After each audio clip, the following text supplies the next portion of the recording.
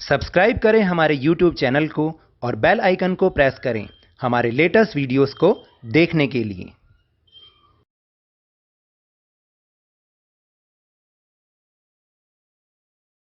Hello and welcome to Lovneesh sir की class. आज की ये शिक्षा निदेशालय राष्ट्रीय राजधानी क्षेत्र दिल्ली की वर्कशीट नंबर 2 जो कि क्लास 8वीं के स्टूडेंट्स के लिए ही है, यह ली गई है सामाजिक विज्ञान विषय की पाठ्य पुस्तक संसाधन एवं विकास के पाठ नंबर 1 संसाधन से। और आज की इस वर्कशीट में हम जिस टॉपिक को हम समझेंगे वह है प्राकृतिक संसाधन। अगर आपको याद हो तो हमने पिछले सप्ताह भी यही पाठ पढ़ा था और उसमें ये पढ़ा था कि किस तरह से संसाधन हमारे काम में आते हैं। आज हम प्राकृतिक संसाधनों पर ज़्यादा जोर देंगे और समझेंगे कि प्राकृतिक संसाधन किस प्रकार के होते हैं, कितने प्रकार के होते हैं और मानव निर्मित संसाधन कौन से होते हैं और इन प्राकृतिक संसाधनों का क्या महत्व है। तो चलिए शुरू करते हैं मेरे साथ और समझने का प्रयास करते हैं। वर्कशीट 1 में हमने जाना था कि वैसे सभी चीज़ें जिनकी कुछ उपयोगिता अथवा प्रयोज्यता होती है वे संसाधन कहलाती हैं। आम शब्दों में कहूँ कि जो चीज़ हमारे काम में आती है, जो भी चीज़, वो सब संसाधन है। अगर कोई वस्तु हमारे काम में नहीं आ रही, हमारे उद्देश्यों को पूरा नहीं कर रही, तो वो संसाधन नहीं है। इस उपयोगिता का कोई आर्थिक मूल्य हो ये भी जरूरी नहीं है। जैसे देखिए बहुत सारी चीज़ें ऐसी हैं, जैसे लकड़ी से फर्नीचर बन रहा है, उसका आर्थिक मूल्य है, ठीक है। इसी तरह से जो हम पानी भी यूज़ कर रहे हैं उसका भी तो आर्थिक मूल्य है। लेकिन कई चीज़ें ऐसी हैं जिसका हम प्रयोग तो कर रहे हैं, जो हमारे उपयोग में तो आ रही है, लेकिन उसका आर्थिक मूल्य नहीं है। जैसे एक मनोरम भूदृश्य का कोई आर्थिक महत्व नहीं है, लेकिन वहीं जो धातुओं या जीवाश्म ईंधन का आर्थिक मूल्य होता है और दोनों ही हमारे लिए महत्वपूर्ण संसाधन है। जैसे अभी हमने बताया कि एक मनोरम भूदृश्य, यानी जब हम पहाड़ों पे जाते हैं घूमने, आप भी जाते होंगे, तो वहाँ का दृश्य देख के क्या होता है, हमारा मनोरंजन होता है, हमें एक आत्मिक सुख मिलता है, शांति मिलती है, यानी उससे हमारी ज़रूरत तो पूरी हुई, लेकिन उसके लिए हमें कोई पैसे तो नहीं देने पड़े ना उस दृश्य को देखने के लिए। तो ऐसे ही जो धातुएं हैं, जो खनिज हैं या जीवाश्म ईंधन जिसको हम कहते हैं कि कोयला और पेट्रोल, उसके लिए हमें पैसे देने पड़ते हैं। तो ये जिनका आर्थिक महत्व है वो भी और जिनका आर्थिक महत्व नहीं है वो भी, ये दोनों के दोनों ही संसाधन हमारे लिए महत्वपूर्ण हैं। अब प्रश्न यह उठता है कि क्या सभी संसाधन जो हमने पिछली वर्कशीट में वर्गीकृत किए थे एक जैसे स्रोत से ही प्राप्त होते हैं या फिर अलग अलग स्रोतों से? तो आइए फिर इसके लिए हम एक गतिविधि करते हैं। वो गतिविधि क्या है? यहाँ पर कुछ पदार्थों के नाम दिए गए हैं, जैसे मिट्टी, खिलौना, वाहन, जंगल, पुल, रेल, खनिज, पर्वत, सड़क, इमारतें, कोयला, फर्नीचर, पेट्रोलियम, प्राकृतिक गैस, सूर्य का प्रकाश, वायु आदि। और आप इसमें और भी बहुत कुछ जोड़ सकते हैं। अब क्या आप इन्हें या अन्य पदार्थों जो आपके परिवेश में आपके चारों तरफ उपलब्ध हैं उनको उत्पत्ति के आधार पर 2 समूहों में वर्गीकृत कर सकते हैं? एक उदाहरण आपके लिए दिया जा रहा है। ये उत्पत्ति के आधार का मतलब है कि वो प्राकृतिक संसाधन है या कि जैसे वो हमें प्रकृति से मिले हैं या कोई मानव निर्मित यानी किसी मानव ने बनाए हैं। तो हम इन 2 कैटेगरी में उसको हम वर्गीकृत कर सकते हैं। तो पहली कैटेगरी हुई प्रकृति से प्राप्त होने वाले, जैसे मैंने अभी बताया प्राकृतिक संसाधन। दूसरा मानवों द्वारा बनाए जाने वाले संसाधन।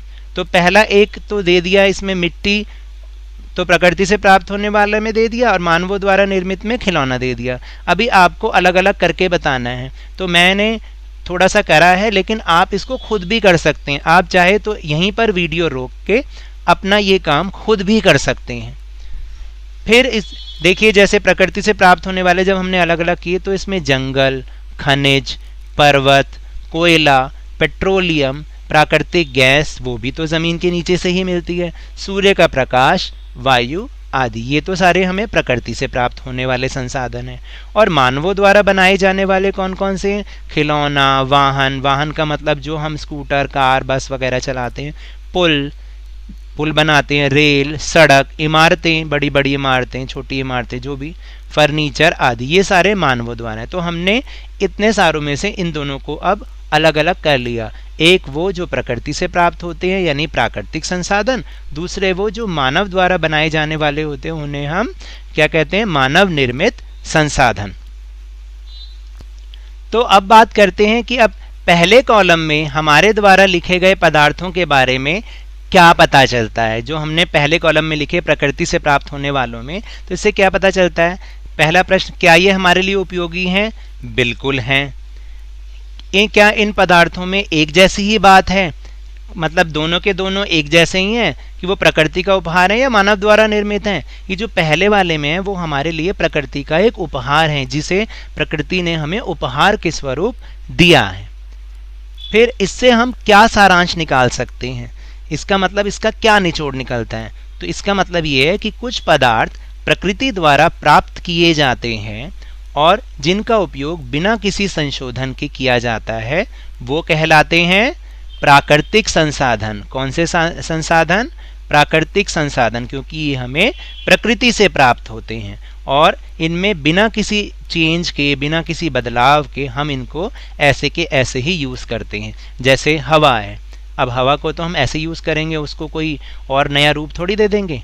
या जैसे सूर्य का प्रकाश है, जैसे कोयला है, अब कोयले को तो हम जैसा कोयला निकलता है हम वैसे ही उसको प्रयोग कर लेते हैं। तो इस तरीके से वो पदार्थ जो कि हमें प्रकृति से मिलते हैं और जिनका उपयोग हम बिना किसी संशोधन, मतलब उसमें बिना किसी बदलाव के कर लेते हैं, वो प्राकृतिक संसाधन कहलाते हैं। फिर बी पार्ट है कि अब क्या सभी प्राकृतिक संसाधन एक जैसे ही होते हैं? तो आइए पता करते हैं। फिर है प्राकृतिक संसाधनों को निम्न दो वर्गों में वर्गीकृत कीजिए।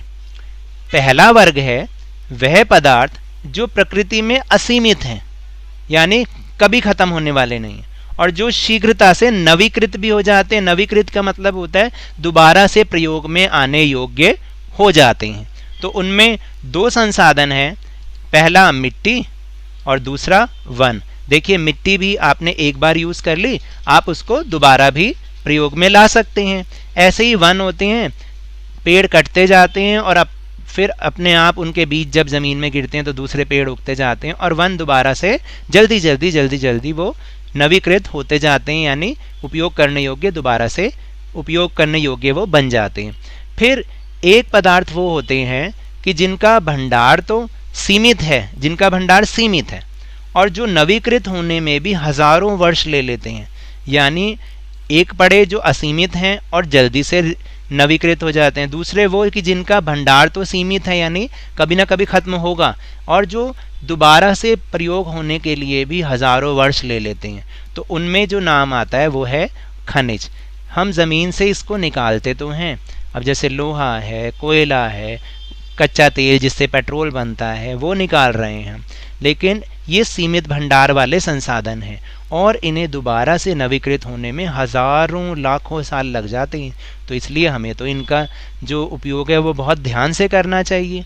तो चलिए अब हम उपरोक्त का अवलोकन करके ये कह सकते हैं, यानी जो अभी तक हमने पढ़ा उसको पढ़ के हम ये कह सकते हैं कि कुछ प्राकृतिक संसाधन जो प्रकृति में असीमित मात्रा में उपलब्ध हैं और जो शीघ्रता से नवीकृत भी हो जाते हैं, यानी जल्दी प्रयोग करने योग्य भी हो जाते हैं, दोबारा प्रयोग करने, तो उन्हें तो हम कहते हैं नवीकरणीय संसाधन। नाम से भी समझ में आता है नवी, जिनको नवीकरणीय मतलब किया जा सकता है, दोबारा से नया किया जा सकता है। फिर दूसरे संसाधन, वहीं कुछ प्राकृतिक संसाधन ऐसे हैं जिनका भंडार तो सीमित है और वो खत्म भी होने वाले हैं और इन्हें पुनः पूरित होने में हजारों वर्ष का समय लगता है। पुनः पूरित का मतलब दोबारा से हम उसको यूज करें, दोबारा से प्रयोग करें, उसे पुनः पूरित कहते हैं। तो उसको हम कहते हैं अनवीकरणीय संसाधन। इसके बाद फिर यह है कि वैसे इस बात का हमें ध्यान भी रखना चाहिए कि नवीकरणीय संसाधनों का लापरवाही से प्रयोग करने पर भी वो खत्म हो सकते हैं। जैसे जल या मिट्टी असीमित मात्रा में तो उपलब्ध हैं, लेकिन इनका लापरवाही से अगर हम उपयोग करेंगे तो ये फिर आगे प्रयोग करने के लायक नहीं रह जाएंगे। और इसलिए जल तो बहुत ही ज़्यादा महत्वपूर्ण संसाधन है। हम सबको पता है कि अगर हम जल को वेस्ट करेंगे, पानी को वेस्ट करेंगे, तो एक दिन ऐसा आएगा कि हम भी शायद नहीं होंगे, क्योंकि जल से ही हमारा जीवन जुड़ा हुआ है। तो चलिए अब हम अपने प्रश्नोत्तर की ओर चलते हैं और अपने प्रश्नोत्तर को समझने का प्रयास करते हैं। पहला प्रश्न है, प्राकृतिक संसाधन क्या होते हैं? कुछ उदाहरण लिखिए। देखिए मैंने अभी ऊपर अच्छे से समझाया, आप इसका उत्तर खुद भी लिख सकते हैं। कुछ पदार्थ हमें प्रकृति द्वारा प्राप्त होते हैं जिनका उपयोग बिना किसी संशोधन के किया जाता है, उन्हें प्राकृतिक संसाधन कहते हैं, जैसे नदी, मिट्टी और खनिज, जंगल, पर्वत, सूर्य का प्रकाश, वायु आदि। फिर दूसरा प्रश्न है कि नवीकरणीय और अनवीकरणीय संसाधनों के बीच उदाहरण सहित अंतर स्पष्ट कीजिए। तो पहले हम नवीकरणीय संसाधन के बारे में बताते हैं। नवीकरणीय संसाधन वो होते हैं कि जैसे कुछ प्राकृतिक संसाधन जो प्रकृति में असीमित मात्रा में उपलब्ध हैं और शीघ्रता से नवीकृत भी हो जाते हैं, उन्हें हम नवीकरणीय संसाधन कहते हैं, जैसे मिट्टी, वायु, जल, सूर्य का प्रकाश आदि। फिर है अनवीकरणीय संसाधन। वहीं कुछ प्राकृतिक संसाधन ऐसे भी होते हैं जिनका भंडार सीमित है और वे खत्म होने वाले हैं तथा उन्हें पुनः पूरित होने में भी हजारों वर्ष का समय लगता है।